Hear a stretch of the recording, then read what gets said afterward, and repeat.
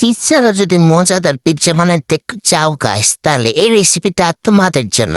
তো ফার্স্টে নেব হইতেছে আটা বা ময়দা। আমি আটাই নিছি, তারপর আটার মধ্যে দিয়ে দিব হইতেছে ইস্ট, গুঁড়া দুধ, তারপরে হইতেছে লবণ, চিনি, আর অবশ্যই কুসুম গরম পানি দিয়ে এটা ভালোভাবে মাখাই নেবার করছে। ভালোভাবে মেখে তেল দিয়ে আমি টেকে রাখবো, রেস্টে রাখবো 1-2 ঘন্টার মতো। এই ফাঁকে আমি পিৎজার সসটা রেডি করবো।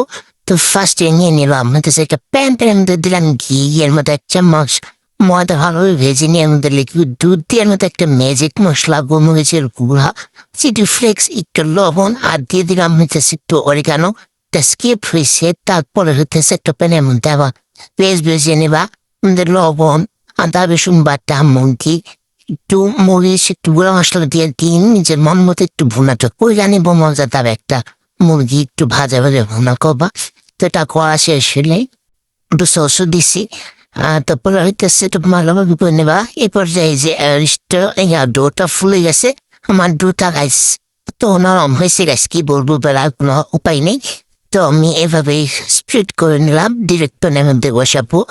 তো এই তো সাজাই নিলাম, টপিংসে দিলাম পেঁয়াজ, মরে অরিগানো আর চিলি ফ্লেক্স দিয়ে এটা বেক করে নেব 15 মিনিট। এই তো গাইস আমার মজাদার পিৎজা রেডি।